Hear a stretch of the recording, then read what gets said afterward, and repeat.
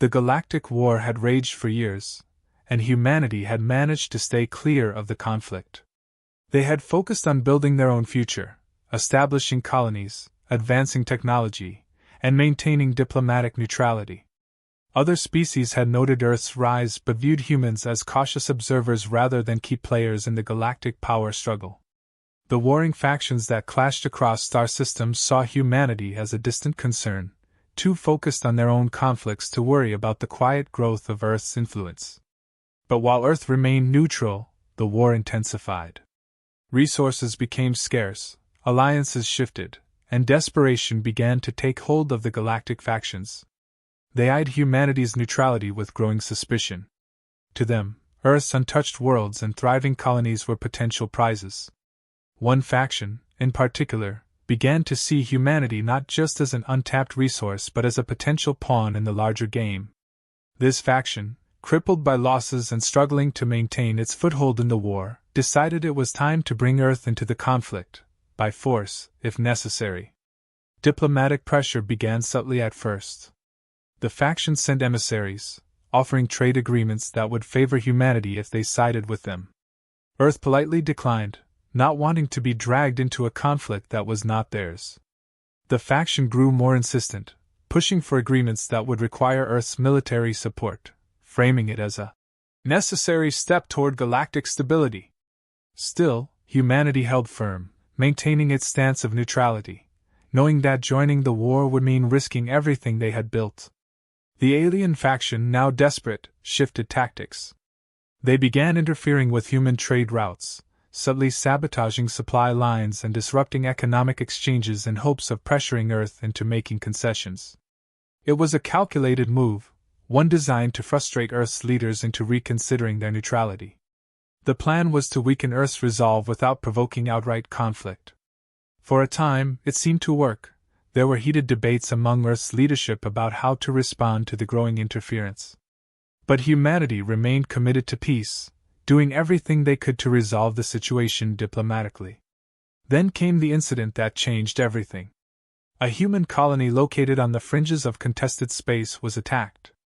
It wasn't a formal military engagement, more of a raid, likely by rogue elements within the faction that had grown frustrated with Earth's resistance.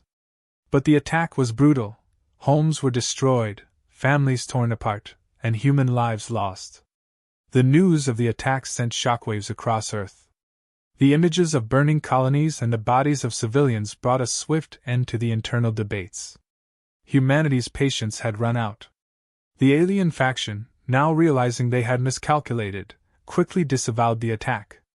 Their leaders claimed it was a rogue action, unapproved by the higher command, and sent apologies, hoping to quell the rising anger on Earth. But it was too late. Humanity had been dragged into the war, and there was no going back. The loss of human lives, the destruction of their colony, it was enough to unite Earth in a way that no diplomatic maneuvering could have. Earth's leaders, once reluctant to enter the conflict, now saw no other choice. Their neutrality had been violated, their people attacked, and the galactic factions had proven themselves incapable of maintaining peace. But humanity wasn't going to rush blindly into the fray. They had seen how the war had consumed other species, dragging them into endless cycles of violence and destruction. Earth's entry into the war would be calculated, methodical, and decisive. They wouldn't be drawn into someone else's fight. They would reshape the conflict on their own terms. The decision was made. Humanity would join the war, but not as a tool for the alien factions to wield. Earth would protect its colonies and ensure the security of its people, but they would do it with a strategic approach that the warring factions hadn't anticipated. The first step was to prepare, to gather intelligence, and ensure that when they struck, it would be with precision and purpose. Humanity would not fight the war in the way the aliens expected, bogged down in territorial skirmishes and meaningless battles. They would redefine the battlefield itself. Earth's military command began mobilizing. Fleets were prepared, but not rushed into combat. Human intelligence operatives were sent to gather as much information as possible about the warring factions, their strengths, their weaknesses, their supply lines, and their command structures. Humanity would not fight blindly. They would know their enemies inside and out before engaging. While the factions had spent years wearing each other down in conventional warfare, humanity prepared to use tactics that would exploit every vulnerability they could find. Meanwhile, Earth scientists and engineers began working around the clock. Humanity had advanced quickly since entering the galactic stage, and now they would push their technology even further. The alien technologies they had encountered were impressive but rigid. Human ingenuity, born from centuries of adaptation and problem-solving, allowed them to take those technologies and improve upon them in ways the alien factions hadn't imagined. Human ships were upgraded with enhanced weaponry, faster propulsion systems, and new defensive capabilities. Where the aliens relied on sheer numbers and overwhelming force, humanity would rely on precision and adaptability. As Earth prepared for war, there was a palpable shift in the way humanity viewed itself. No longer were they the neutral observers, content to build their future while the galaxy tore itself apart. They had been attacked, their people had been killed, and now they were rising to defend themselves. But more than that, they were preparing to take control of the situation. Humanity would not be a victim in this war, they would shape its outcome. The alien factions, still embroiled in their conflict, didn't fully grasp what was happening. They believed they could contain humanity, that Earth's entry into the war would be another pawn on the galactic chessboard, a minor player in the larger game. They had no idea what was coming. Humanity wasn't just preparing for war, they were preparing to change the very nature of the conflict. Earth's leaders had no interest in fighting the war on alien terms. They would bring their own strategies, their own ingenuity, and their own unrelenting determination to the fight. In the days following the decision to join the war, humanity's fleets began to mobilize. But they did so quietly, without fanfare or grand declarations. Earth's leaders knew that their strength lay in their ability to strike unexpectedly, to adapt quickly, and to never give their enemies the chance to regroup. As the warring factions continued to battle each other, unaware of what was coming, humanity prepared for the next phase. They hadn't wanted this war, but now that they were in it, they were determined to finish it on their own terms. And those who had dragged humanity into the conflict would soon regret their decision. The moment humanity decided to enter the war, their approach was nothing like the alien factions expected.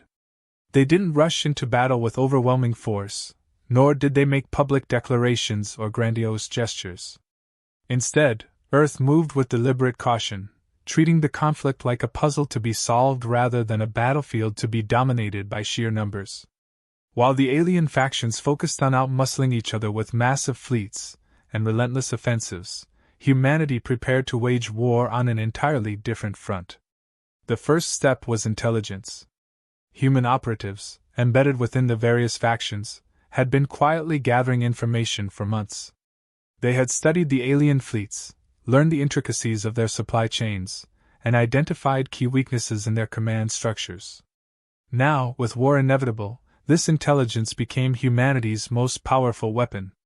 Instead of engaging directly, Earth's forces began to strike at the soft underbelly of the alien war machine: supply lines, communication networks, and logistical hubs. The aim wasn't just to destroy ships but to cripple the infrastructure that kept the war going. Human ships, outfitted with new propulsion systems and advanced cloaking technology, moved swiftly and silently through enemy territory. They struck at critical supply depots deep behind enemy lines, disrupting the flow of fuel, ammunition, and reinforcements. Alien fleets, already worn down by years of brutal warfare, suddenly found themselves unable to resupply. Without the steady flow of resources, their war machines slowed, and their command structures faltered. By the time the aliens realized what was happening, it was too late. Humanity had already seized key supply nodes and left their enemies scrambling to adapt. But it wasn't just the physical damage that humanity inflicted, it was the psychological warfare that truly began to turn the tide. Alien commanders, used to the predictable back and forth of traditional fleet battles, found themselves outmaneuvered at every turn. They would receive reports of human fleets approaching one sector, only to find out they had been lured away by false signals and misinformation. Meanwhile, Earth's real forces struck elsewhere, catching them completely off guard. Every time an alien fleet moved to respond to a human offensive, they found their defenses already compromised, their ships cut off, and their reinforcements delayed. This use of deception wasn't new to humanity. For centuries, Earth's military tactics had relied on adaptability and improvisation.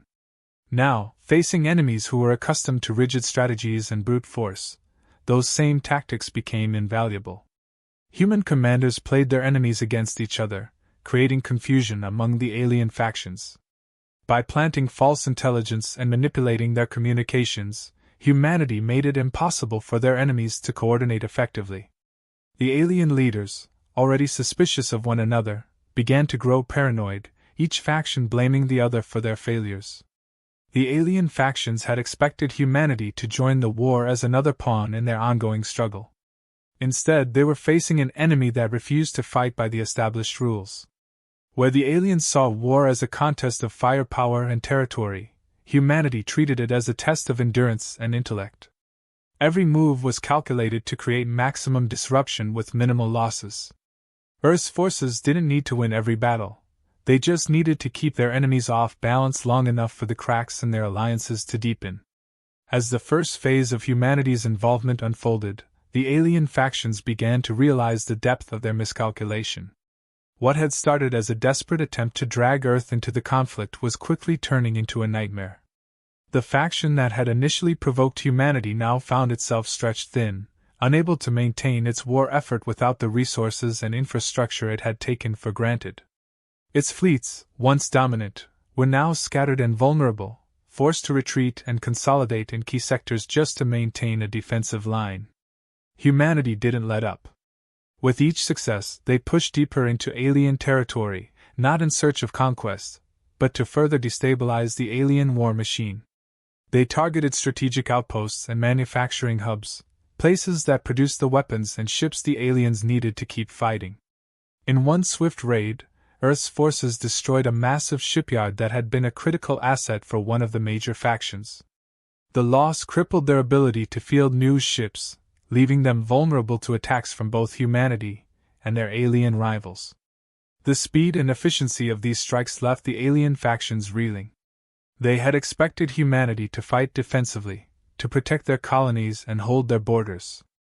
Instead, Earth had gone on the offensive, dismantling the foundations of the alien war effort, while avoiding large-scale fleet battles.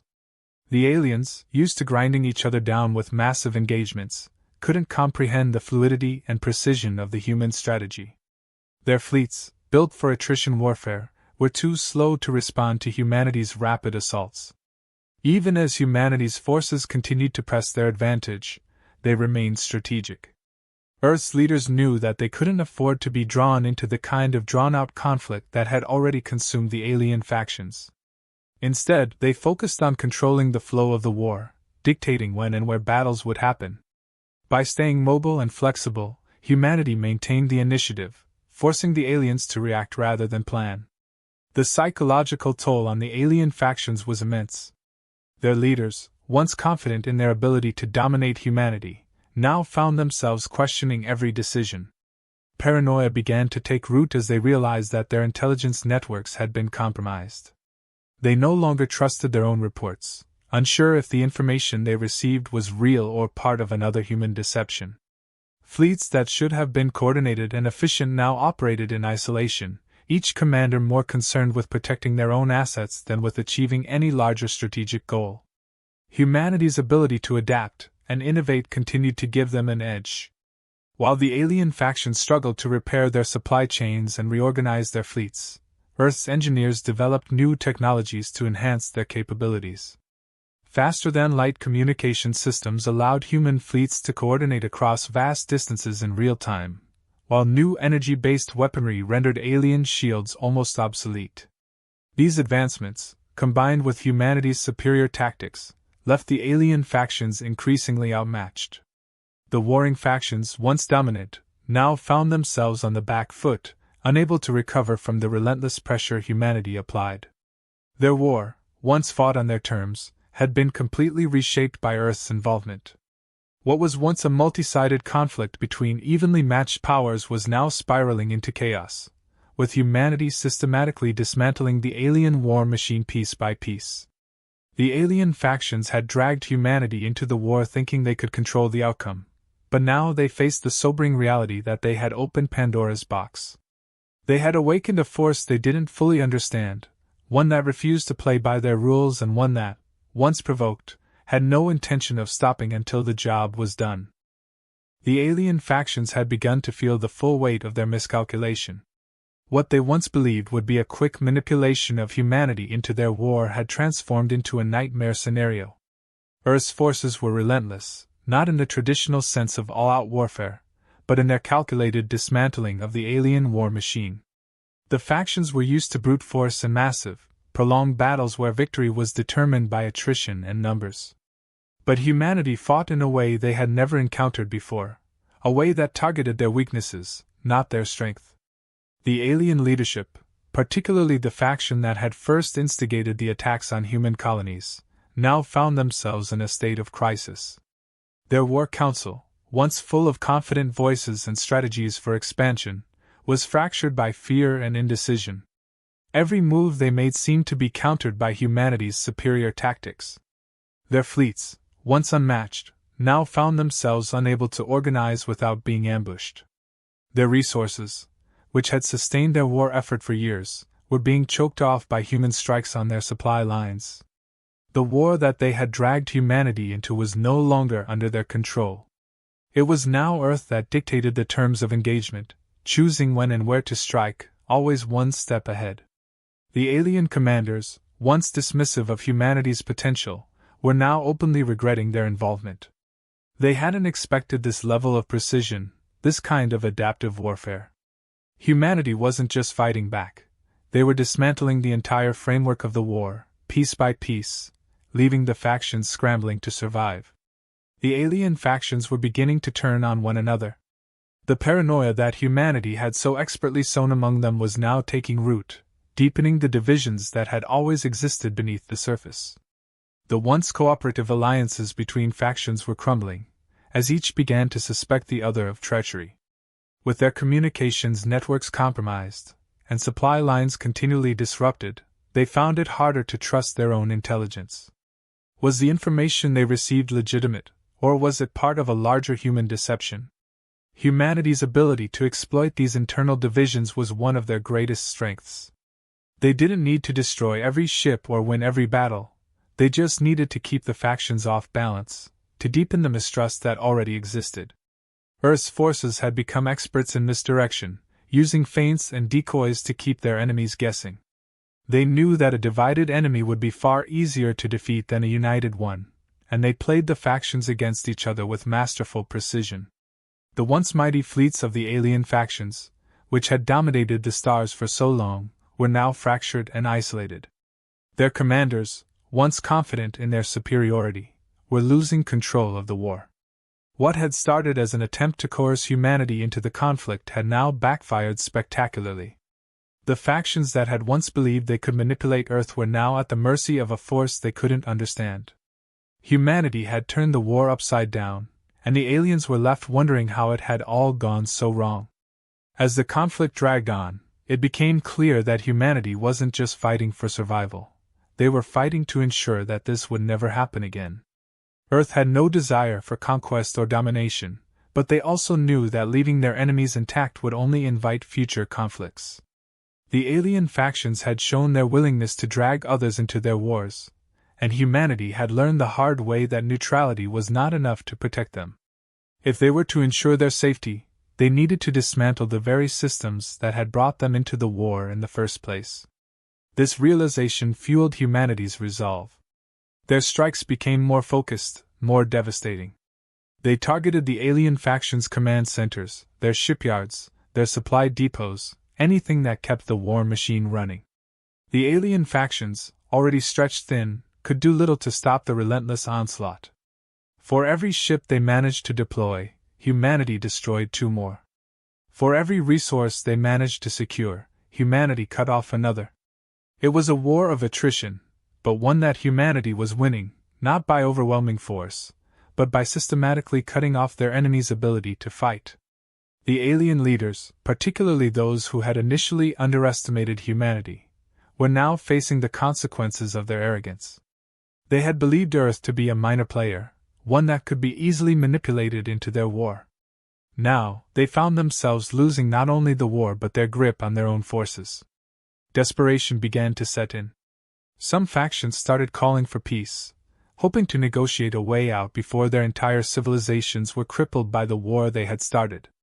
But humanity wasn't interested in negotiations, not yet. Earth's leaders understood that peace talks at this stage would be premature. The alien factions were still too powerful, too entrenched in their old ways. A negotiated peace would only serve to give them time to rebuild, to recover from their losses and eventually reignite the conflict. Humanity had no interest in being dragged into another war. They needed to finish what had been started, to ensure that the factions understood the consequences of their actions. Only then would they be willing to discuss terms. As the war continued, humanity's dominance grew more apparent. The factions, now fragmented and leaderless, could barely mount a defense against the human forces that had spread across their territories. Entire star systems fell under human control, not through occupation or conquest, but through the sheer collapse of alien infrastructure. The factions' governments, once confident in their superiority, were now in disarray. Some alien leaders attempted to flee, seeking refuge in distant, neutral systems, but there was nowhere left to hide. The war had spread across the galaxy, and no one could escape its reach. The regret among the alien factions was palpable. They had dragged humanity into the war, believing they could control the outcome, only to find themselves completely overwhelmed by the very force they had underestimated. Their fleets were shattered, their supply lines decimated, and their alliances in ruins. They had believed they could dictate the terms of the conflict, but now they realized that humanity had taken control, and there was no going back. As the alien factions crumbled, humanity's forces continued to press forward. They weren't interested in conquest or territorial expansion, but they understood that to ensure the galaxy's future, they needed to dismantle the systems that had brought about the war in the first place. The factions that had once believed they could manipulate Earth into their conflict were now on the verge of collapse, their leaders filled with regret for having ever involved humanity at all. The war had changed everything. What had begun as a power struggle between alien factions had now turned into a fight for survival, not just for humanity, but for the entire galaxy. The factions had underestimated Earth's resolve, its adaptability, and its ability to turn the tide of war. Now they were paying the price for their arrogance, and humanity stood as a force to be reckoned with, one that would not be easily manipulated again. As the alien factions lay in disarray, struggling to maintain what little control they had left, humanity made its final push. Earth's forces, having already dismantled much of the war machine that had once threatened them, now turned their focus to securing a lasting peace, but not through negotiation or appeasement. This war had shown humanity that compromise with these factions would only lead to future conflict, so the solution was simple: break their ability to wage war altogether. The decisive strikes came swiftly, one after another. The remaining strongholds of the alien factions were hit with overwhelming precision. Humanity didn't need to conquer these worlds. They needed to neutralize the threat they posed. Critical infrastructure was disabled, weapons factories destroyed, and any remaining fleets were scattered or grounded. The alien factions, once proud empires built on military might, were now crumbling under the weight of their own overconfidence. The once vast fleets of the alien factions were now reduced to pockets of isolated ships, unable to coordinate, let alone mount a defense. Their command structures had collapsed, and what remained of their leadership was fragmented, some seeking exile, others attempting to regroup in remote systems, far from the reach of human forces. But humanity wasn't interested in chasing them to the farthest reaches of the galaxy. They didn't need to. The war had already been decided. The alien factions had never imagined that humanity could so thoroughly dismantle their power. They had underestimated Earth's strategic prowess, its ability to adapt, and its relentless pursuit of victory once provoked. What had once been a conflict between warring alien empires had now turned into a survival game for those same factions, who found themselves outmatched and outwitted at every turn. Their regret was evident, but it came too late. The forces they had unleashed upon humanity were now their undoing, and there was no escape from the consequences of their actions.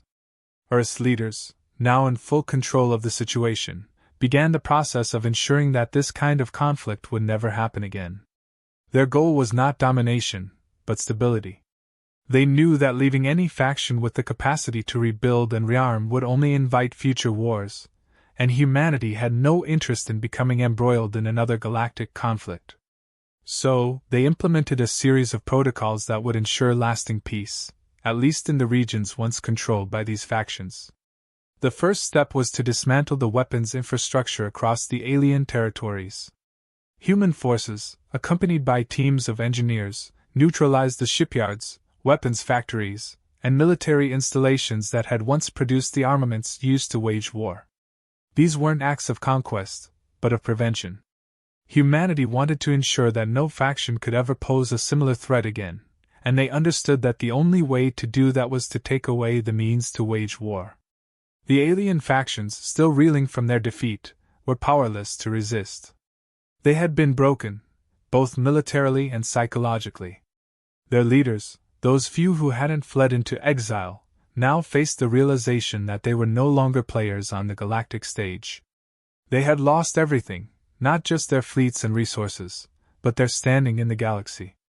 Where once they had been feared and respected, they were now reduced to scattered remnants of their former selves, barely able to govern what little territory they still controlled. The galaxy, too, had taken note of what had happened.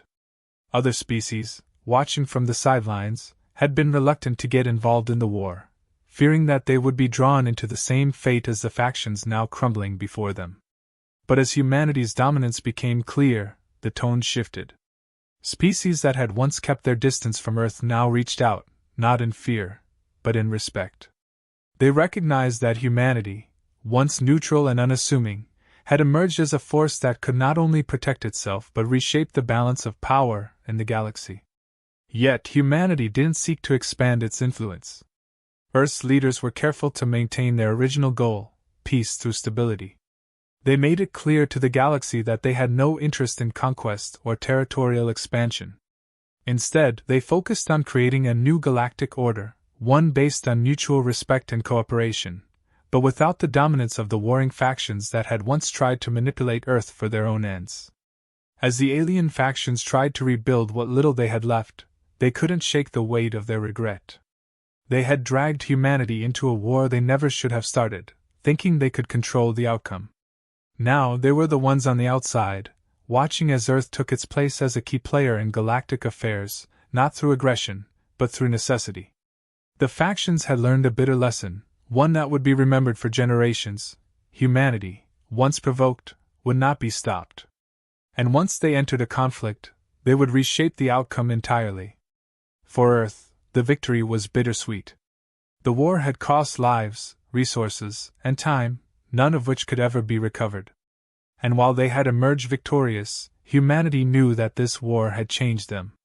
They had been forced to confront the reality that neutrality was no longer an option, that their place in the galaxy required a willingness to defend not just themselves, but the stability of the wider galaxy. The factions had shown that peace was fragile and that there were those willing to shatter it for their own gain. Humanity's task now was to ensure that those same mistakes wouldn't be repeated. The aftermath of the war saw the galaxy restructured in ways few had anticipated. The once powerful factions that had dragged humanity into their conflict were now diminished, their influence gone, their fleets decimated. Earth, on the other hand, had not only survived but had grown stronger. Their technology, tactics, and resilience had earned them a new level of respect across the galaxy. They were no longer seen as the quiet observers, content to stay out of galactic politics. They were now recognized as a force capable of reshaping the galaxy itself. The alien factions, scattered and leaderless, were left to reflect on their choices. They had believed they could drag humanity into their war, use Earth's resources and technology to tip the scales in their favor. Instead, they had unleashed a force that had not only dismantled their war efforts, but had reshaped the very nature of the conflict. Their regret was absolute, but it came too late. The war had ended, and the galaxy had moved on, leaving them as a cautionary tale of what happens when you underestimate the power of humanity's resolve. In the end, the war left a lasting legacy, not just for the alien factions, but for humanity itself. Earth had learned that it could no longer afford to be passive, that the galaxy was a dangerous place where neutrality could be shattered at a moment's notice. But they had also learned the power of unity, of intelligence, and of adaptability. The factions had dragged them into war, but it was humanity that had finished it, on their terms, and in their own way. And as the galaxy began to rebuild, it was clear that humanity's place in the stars had been irrevocably secured.